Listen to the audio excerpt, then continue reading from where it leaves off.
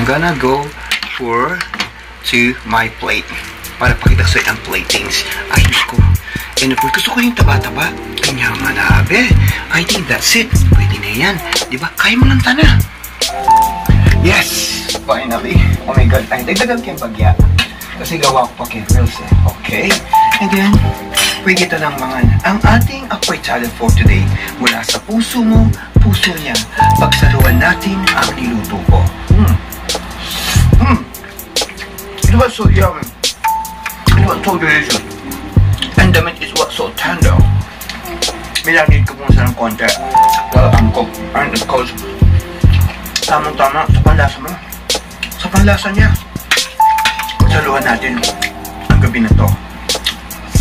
What's up? Magandang gabi mga ka-fall sa inyo lahat. Today's very special day. Andito naman ang lalaki mga like in the kitchen. So we just get work almost like late na. So of course we need meat. We need something to eat like a very healthy foods. Kasi we really work hard. Asan ka pa? Siyempre pag bago ka lang sa channel ko, you can subscribe, leave comment down below. Today is I'm gonna cook again the Filipino trending dish. Yan.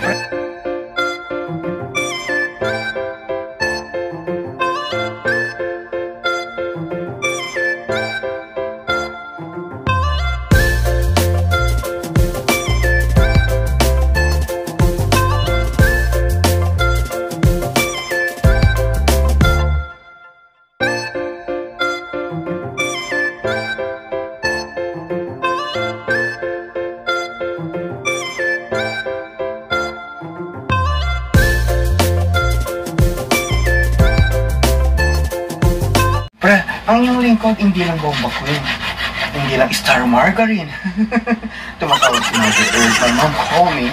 Sabi wala tayong oras na para kausapin ba? Siyempre, it's Sunday for today. Did you call someone else? Did you call your loved one? Did you call your parents? At kung sino-sino pa.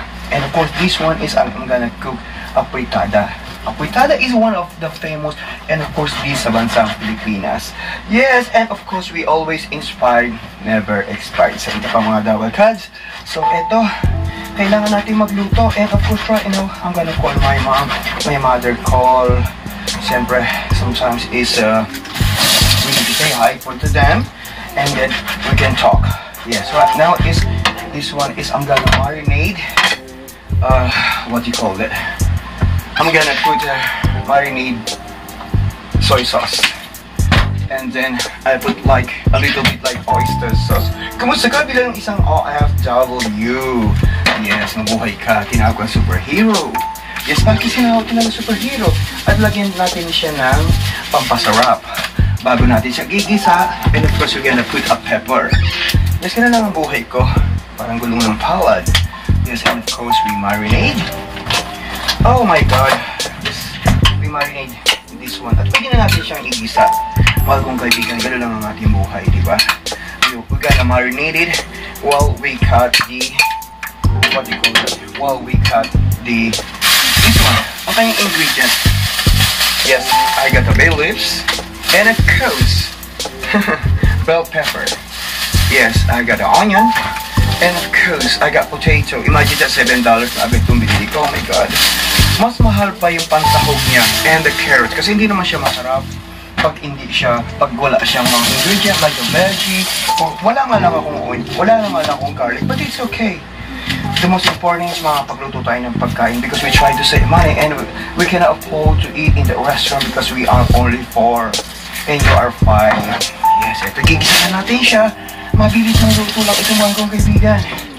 Yes, and of course, I'm gonna cut this on half. At ang aking kalan, old-fashioned.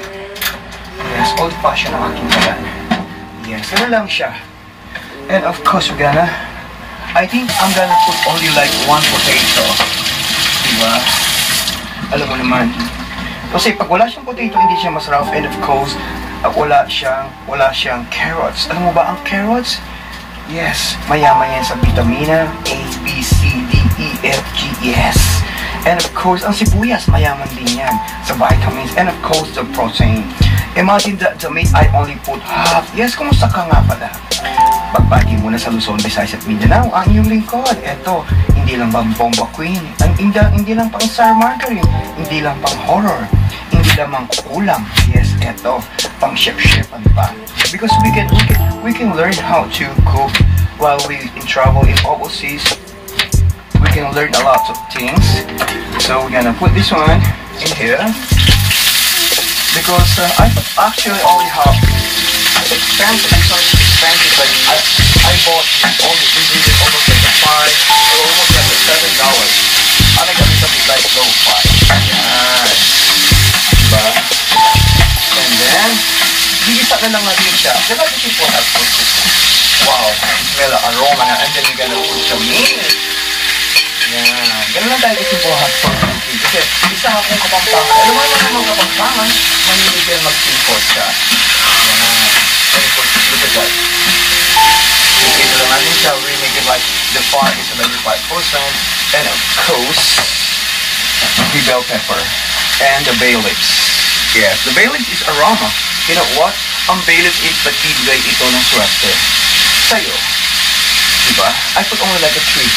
And then, if I wanna like it more spicy, lagay natin ito. Yan. Siyempre. Kaya muna natin siya fry ng a little bit more. And then, oh my god, sayang ang baby.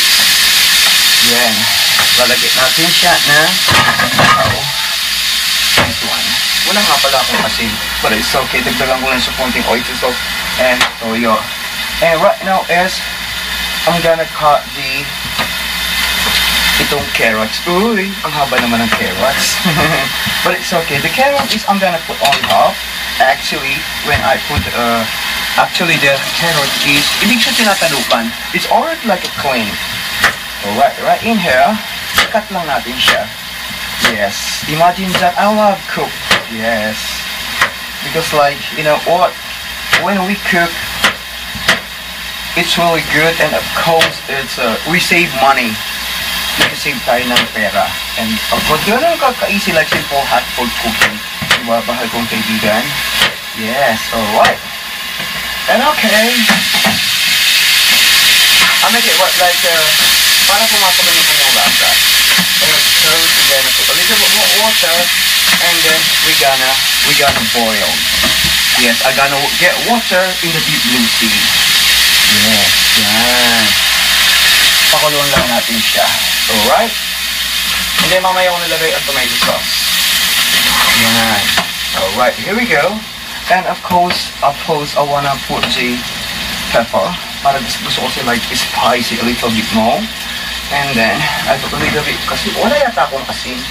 Di bale, dagdagan ko na ng konting oyster sauce. And then, takpan na natin siya. And then, I'm gonna show you. Look at that, I'm gonna show you the love tonight. Alright, here we go. It's really good.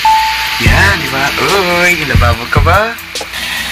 OMG mga Jarvis, I think the meat is really, really tender. And of course, I'm gonna put ating bell pepper. And of course, yung kanyang carrot at yung potato. Alright, here we go. I-smell pa lang, ulam na. And of course, I'm gonna put the tomato sauce. Yes, lately. Apritada nga. Yan. I would only like a little bit, but lalagyan mo siya ng konting water from the ocean deep. I wanted to show you the feelings. Alright, here we go. And we're gonna boil at saka para makakain na rin tayo. Alam mo ba, this one is really, I like it. Paborito din ito ng mga kapang. Yes, mga Jabbercats, when you go overseas, so siyempre, kailangan natin mag-learn how to cook. I'm gonna put this one, mamaya yung bell pepper. Alright, here we go. At takpan muna natin. Sana hindi siya matibang. But actually, pag matibang siya, dagdagan ko na lang ng konting toyo. And of course, ng konting sugar in a little bit. Itong bell pepper. Kasi pag ang apritada, pag wala siya, hindi kompleto ang kanyang hindi kompleto yung kanyang ingredient, hindi siya masarap. Diba? Alright, I'm gonna show you my love tonight. And of course, look at that. Yan. Diba? Malapit-lapit na maluto. At malapit na rin tayong kumain. Kahit sa dilim, syempre, ikay kita pa rin. Oh my God, kinyamanabe. Wala mo pag-ibigyan naman. Bubukal na. Oleme yung kulay na. Bagay ang bagay na. At akayi, mga tanakayin. Siyempre, mayumo-yumo ya. Di rin kayo bagyang mayumo o di rin kayo bagyang mayumo para mayumo ya. Yes, almost done. OMG mga Tower Cuts, luto na siya. And of course, we need rice. Because we are Asian, we like rice. Na parang aking kanin. Bakit ayaw niya? Di ba kailangan natin ng kanin? Alright, I have the rice and of course ang ating apertada for today. Mga kong kaibigan, siyempre, ilagay na natin yan. Tapos kakain natin tayo. At pagsaluhan natin siya. Pagsaluhan natin. And of course, right in here. So I'm gonna go to my plate. Para pakita ko sa ilang platings. Ay, Diyos ko. And of course, gusto ko yung taba-taba. Ay, yaman na, abe. I think that's it. Pwede na yan. Diba? Kaya manganta na. Yes! Finally. Oh my God. Ay, nagdagang kang bagya. Kasi gawa ko pa kegels eh. Okay? And then, pwede ito ng mga ang ating apoy challenge for today. Mula sa puso mo, puso niya. Pagsaluan natin ang niluto ko. It was so yummy. It was so delicious. And the meat is what so tender. Nilagay ko kung saan ng konti.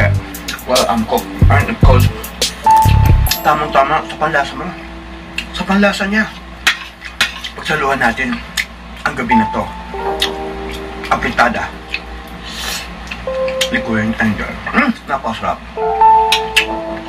It's not so much spicy. Matamis-tamis siya ng konti because nilagyan ko ng konti yung asukal. At napakasarap. Yaman. Siyempre mula sa bansang Korea, this is Korea, you'll never try to say my story. Eto na, para sa'yo. Diba? Bye-bye and I love you all.